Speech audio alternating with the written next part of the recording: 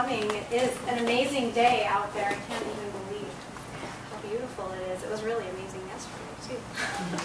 So I've been a professional vegan chef for 15 years, and my specialty is in dissolving the myth that and the stereotype that vegan food is somehow inferior. If you don't already know that, I want to make sure you know that before you leave. And my journey of falling in love with vegan food began when I questioned the ill health and obesity I saw in my family growing up.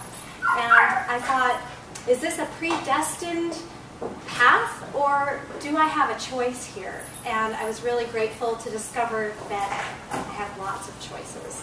And in my research and in my learning, I discovered that the more aware and the more conscious I became, the more I was drawn to plant foods. And so as I incorporated different plant foods into my diet, I noticed that there's an alchemy that can happen when I combine whole foods, plant-based ingredients to come up with something completely new. And that's what you'll see today. My column, Veganize It, is based on veganizing comfort foods. So we'll be doing 3 recipes today. Save the tuna salad. So anyway, as I continued and became more aware, I was so happy to discover that plant foods were what I was drawn to, because it fit really perfectly with my ethics and my values. And I also was able to achieve the optimal health I was seeking. So what I'd like to do with you guys today is invite you to play with me a little bit here and perhaps inspire in you a taste for awareness and being more conscious about what you're eating and opening up to those possibilities. You guys, probably most of you already are vegan, but it's one of the benefits I love about being vegan is that I can look any animal in the eye with no barrier of guilt. And the expansion that is afforded me by that just has changed my life. So let's play. So let's go to the tuna-free salad. So the base of this is chickpeas. So we put this in a pan, in a bowl, and then you can mash it with a potato masher. And what you do is get it so that it's kind of flaked. Are you guys able to see this over there? Not maybe too close up. So you can use a potato masher, you can use a fork, or you can have extra fun like I like to do and use clean hands. And what you do is you just mash it. And so the idea is you don't want whole chickpeas. You want to, if you can see this, what chickpeas do is they do kind of a flake thing. Can you guys see that?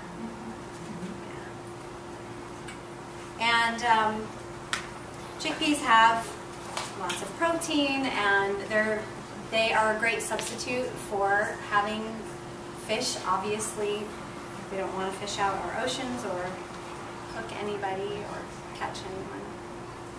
The thing that, as I was saying earlier, that I really love about being vegan, not only is I actually think we have better food than animal foods, and we're, a lot of us are kind of obsessed with food. Are you guys obsessed with food? I sure am. So I think it's because our food is so good. That's why we're obsessed with it. So anyway, you go along here and do this fun, crazy stuff, making a mess. And does anyone here have kids? It's really fun. 5-year-old picky daughter. Oh, picky daughter. I have a 5-year-old gourmet daughter, because when she was 2, we used to play games of Name That Spice, where I would take jars and have her smell them. And so she was 2 years old, and she would eat something and say, "Mama, is there cumin in here?" Like, yeah, how do you know that? So try these with her and see. But do you cook with her very much? Yeah, but she just wants to do it every day. Yeah. She wants the knife. She wants to sew. Yeah, future activist. That's what I say to Olivia all the time. You are going to move mountains in this world, child. I just hope we can both get through it. So you have your chickpeas, and they're flaked.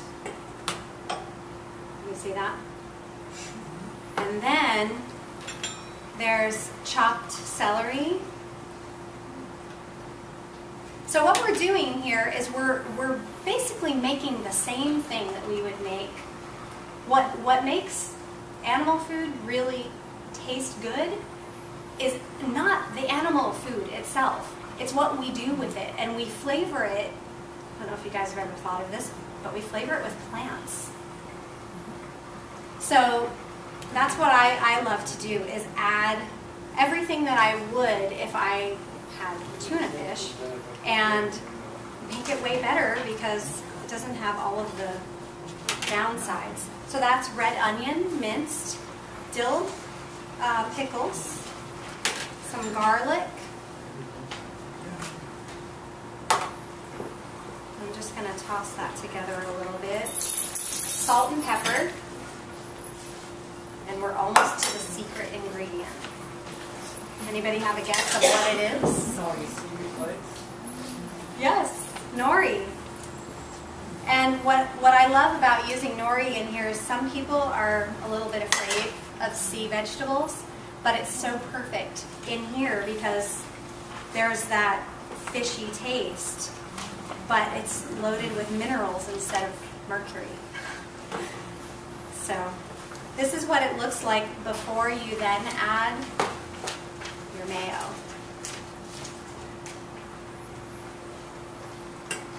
So you see, pretty much it's a traditional combination, just changing out the main ingredient and allowing the flavors to enhance each other. So this is the alchemy.